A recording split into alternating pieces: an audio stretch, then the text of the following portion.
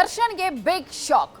ಕೋರ್ಟ್ಗೆ ಖುದ್ದಾಗಿ ಬರ್ತೀನಿ ಅಂತ ಹೇಳಿದ್ದ ದರ್ಶನ್ನ ಅರ್ಜಿಯನ್ನ ಕೋರ್ಟ್ ವಜಾಗೊಳಿಸಿದ್ಯಾಕೆ? ಕೋರ್ಟ್ ವಜಾಗೊಳಿಸುವ ಸಂದರ್ಭದಲ್ಲಿ ದರ್ಶನ್ ಪರ ವಕೀಲರಿಗೆ ಹೇಳಿದ್ದೇನು ಅನ್ನುವ ಡೀಟೇಲ್ಸ್ ಇಲ್ಲಿದೆ. ನಟ ದರ್ಶನ್ಗೆ ಮತ್ತೆ ಬಿಗ್ ಶಾಕ್. ಜೈಲಿನಿಂದಲೇ ಕೋರ್ಟ್ಗೆ ದರ್ಶನ.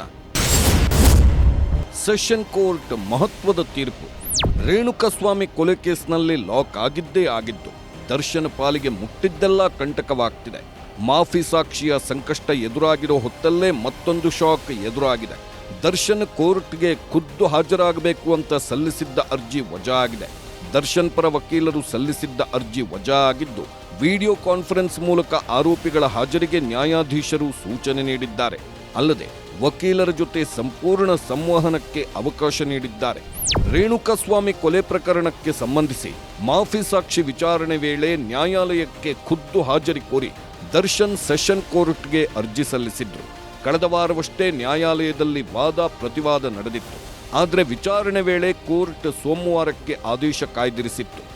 ಇದೀಗ ಕೊನೆಗೂ ಬೆಂಗಳೂರಿನ 59ನೇ ಸಿಸಿಎಚ್ ಕೋರ್ಟ್ ಮಹತ್ವದ ತೀರ್ಪು ನೀಡಿದೆ. ವಿಡಿಯೋ ಕಾನ್ಫರೆನ್ಸ್ ಮೂಲಕ ಕೋರ್ಟ್ ವಿಚಾರಣೆಗೆ ಹಾಜರಾಗುವ ಬದಲು ಖುದ್ದಾಗಿ ಹಾಜರಾಗಲು ಅವಕಾಶ ನೀಡಬೇಕು ಎಂದು ಸಲ್ಲಿಸಿದ್ದ ಅರ್ಜಿಯನ್ನ ಕೋರ್ಟ್ ತಿರಸ್ಕರಿಸಿ ಆದೇಶ ಹೊರಡಿಸಿದೆ. ದರ್ಶನ್ ಅರ್ಜಿ ವಾದ ಪ್ರತಿವಾದ ಹೇಗಿತ್ತು? ಹಳೆ ಘಟನೆ ವಿವರಿಸಿದ ಎಸ್ಪಿಪಿ, ಅರ್ಜಿಯ ವಿಚಾರಣೆ ನಡೆದಾಗ ಈ ಒಂದು ಅರ್ಜಿಯ ಬಗ್ಗೆ ಅದನ್ನ ಆಕ್ಷೇಪಿಸಿ ಎಸ್ಪಿಪಿ ಪ್ರಸನ್ನಕುಮಾರ್ ಖಡಕ್ ವಾದ ಮುಂದಿಟ್ಟಿದ್ರು. ದರ್ಶನ್ ಅವರನ್ನ ನೇರವಾಗಿ ಕೋರ್ಟ್ಗೆ ಹಾಜರುಪಡಿಸಲೇಬಾರದು ಎಂದು ವಾದಿಸಿದ್ರು. ಈ ಹಿಂದಿನ ವಿಚಾರಣೆಯಲ್ಲಿ ದರ್ಶನ್ ಕೋರ್ಟ್ಗೆ ಬಂದಿದ್ದ ಸಂದರ್ಭದಲ್ಲಿ ಕೋರ್ಟ್ ಆವರಣ ತುಂಬಿತ್ತು. ಉಸಿರಾಡೋಕ್ಕೂ ಕಷ್ಟವಾಗುವಂಥ ಪರಿಸ್ಥಿತಿ ಸೃಷ್ಟಿಯಾಗಿತ್ತು. ಚಾರ್ಜ್ ಫ್ರೇಮ್ ಮಾಡಿದ ದಿನವಂತೂ ಇಡೀ ಕೋರ್ಟ್ ಕಿಕ್ಕಿರಿದು ತುಂಬಿತ್ತು. ನ್ಯಾಯಾಧೀಶರು ಹೇಳುವ ಮಾತು ಆರೋಪಿಗಳಿಗೆ ಕೇಳುತ್ತಿರಲಿಲ್ಲ. ಚಾರ್ಜ್ ಫ್ರೇಮ್ಗೆ ಅರ್ಧ ದಿನ ಕಳೆದೋಯ್ತು ಎಂದಿದ್ರು. ಈಗ ಬಂದೋಬಸ್ತ್ ಮಾಡಿಕೊಳ್ಳಲು ಪೊಲೀಸರು ಬೇರೆ ಬಂದೋಬಸ್ತ್ ಕೆಲಸಗಳಲ್ಲಿ ಕಾರ್ಯೋನ್ಮುಖರಾಗಿದ್ದಾರೆ. ಸ್ವಾತಂತ್ರ್ಯ ದಿನಾಚರಣೆ, ವರಮಹಾಲಕ್ಷ್ಮಿ ಹಬ್ಬ, ಈದ್ ಮಿಲಾದ್ ಇದೆ. ಹೀಗಾಗಿ ಆರೋಪಿಗಳನ್ನ ಖುದ್ದು ಹಾಜರಿಗೆ ಅವಕಾಶ ನೀಡದಂತೆ ಎಸ್ಪಿಪಿ ಪ್ರಸನ್ನಕುಮಾರ್ ವಾದ ಮಾಡಿದ್ದರು. ದರ್ಶನ್ಗೆ ಮತ್ತೆ ಶಾಕ್. ದಾಸನ ಮನವಿ ರಿಜೆಕ್ಟ್ ಆಗಿದ್ದೇಕೆ? ಸದ್ಯ ಪ್ರದೋಷ್ ಮಾಫಿ ಸಾಕ್ಷಿಗೆ ಅರ್ಜಿ ಸಲ್ಲಿಸಲಾಗಿದೆ. ಪ್ರಮುಖ ಸಾಕ್ಷಿ ವಿಚಾರಣೆ ನಡೀತಾ ಇದೆ. ದರ್ಶನ್ ಕೋರ್ಟ್ಗೆ ಬಂದರೆ ಕೋರ್ಟ್ ಬಳಿ ಸಾಕಷ್ಟು ಜನ ಸೇರುತ್ತಾರೆ. ಕಳೆದ ಬಾರಿ ಕೋರ್ಟ್ಗೆ ಹಾಜರುಪಡಿಸಿದಾಗ ಇಡೀ ಕೋರ್ಟ್ ತುಂಬಿತ್ತು. ಉಸಿರಾಟಕ್ಕೂ ಸಮಸ್ಯೆ ಆಗುವ ರೀತಿ ಆಗಿತ್ತು. ಈ ಅಂಶಗಳನ್ನು ಕೋರ್ಟ್ ಪರಿಗಣಿಸಬೇಕು ಎಂದು ಎಸ್ಪಿಪಿ ಪ್ರಸನ್ನಕುಮಾರ್ ವಾದ ಮಾಡಿದ್ರು. ಆರೋಪಿಗಳನ್ನು ಎಲೆಕ್ಟ್ರಾನಿಕ್ ಸಾಧನಗಳ ಮೂಲಕ ಕೋರ್ಟ್ಗೆ ಹಾಜರುಪಡಿಸಲು ಅವಕಾಶ ಇದೆ. ಬಿಎನ್ಎಸ್ಎಸ್ನಲ್ಲಿ ಆಡಿಯೋ ವಿಡಿಯೋ ಫಾರ್ಮೆಟ್ನಲ್ಲಿ ಹಾಜರಿಗೆ ಅವಕಾಶ ನೀಡಲಾಗಿದೆ ಎಂದು ಪ್ರಸನ್ನಕುಮಾರ್ ವಾದಿಸಿದ್ದರು. ದರ್ಶನ್ ಲಾಯರ್ ಏನೇನು ವಾದ ಮಾಡಿದ್ರು? ಇನ್ನು ದರ್ಶನ್ ಪರ ವಕೀಲ ಹಶ್ಮತ್ ಪಾಷಾ ಪ್ರತಿವಾದ ಮಾಡಿದ್ದು ಆರೋಪಿಯ ಖುದ್ದು ಹಾಜರು ಅಗತ್ಯ ಇದೆ. ವಿಚಾರಣೆ ಸಂಬಂಧ ದರ್ಶನ್ನಿಂದ ಒಂದಷ್ಟು ಮಾಹಿತಿ ತೆಗೆದುಕೊಳ್ಳಬೇಕಿದೆ.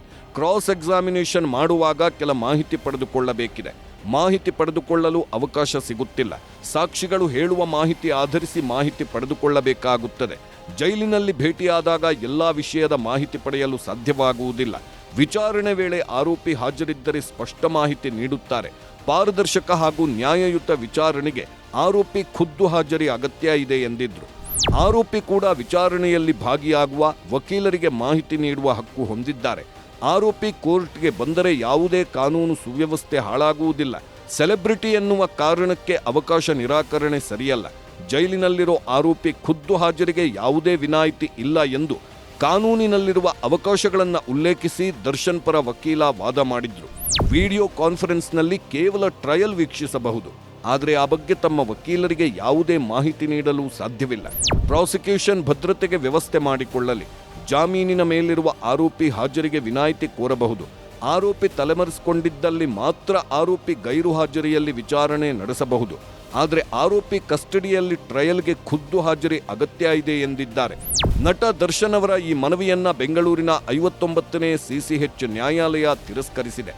ಆದರೆ ಆರೋಪಿಗಳು ತಮ್ಮ ವಕೀಲರೊಂದಿಗೆ ಮಾತನಾಡಲು ಖಾಸಗಿತನದ ವ್ಯವಸ್ಥೆ ಕಲ್ಪಿಸಲು ಕೋರ್ಟ್ ಸೂಚನೆ ನೀಡಿದೆ. ನಿಯಮ 8.3 ಅಡಿಯಲ್ಲಿ ಸಂಪರ್ಕ ವ್ಯವಸ್ಥೆ ಕಲ್ಪಿಸಲು ಸೂಚಿಸಲಾಗಿದೆ. ಸಾಕ್ಷ್ಯ ವಿಚಾರಣೆ ವೇಳೆ ಅಗತ್ಯವಿರುವಾಗ ಸಂಪರ್ಕದ ಅವಕಾಶ ನೀಡಬೇಕು. ಸಾಕ್ಷ್ಯ ವಿಚಾರಣೆಗೂ ಮೊದಲು, ನಡುವೆ, ನಂತರ ಸಂಪರ್ಕಿಸಬಹುದು. ಸಾಕ್ಷಿಗಳ ಹೇಳಿಕೆಯನ್ನು ಸ್ಪಷ್ಟವಾಗಿ ಕೇಳುವಂತೆ ವ್ಯವಸ್ಥೆ ಕಲ್ಪಿಸಿ ಎಂದು ಸಿವಿಲ್ ಕೋರ್ಟ್ನ ತಾಂತ್ರಿಕ ವಿಭಾಗಕ್ಕೆ ಕೋರ್ಟ್ ಸೂಚನೆ ನೀಡಿದೆ. ಒಟ್ಟಿನಲ್ಲಿ ದರ್ಶನ್ ಪಾಲಿಗೆ ಸಂಕಷ್ಟಗಳ ಸರಮಾಲೆಯೇ ಸುತ್ತಕೊಳ್ತಿದೆ. ಒಂದು ಕಡೆ ಅಭಿಮಾನಿಗಳ ಹುಚ್ಚಾಟ, ಇನ್ನೊಂದು ಕಡೆ ಕೋರ್ಟ್ನಲ್ಲಿ ಪದೇ ಪದೇ ನಿರಾಸೆ. ಇದೆಲ್ಲದರಿಂದ ದರ್ಶನ್ ಕಂಗಾಲಾಗಿರುವುದಂತೂ ಸುಳ್ಳಲ್ಲ.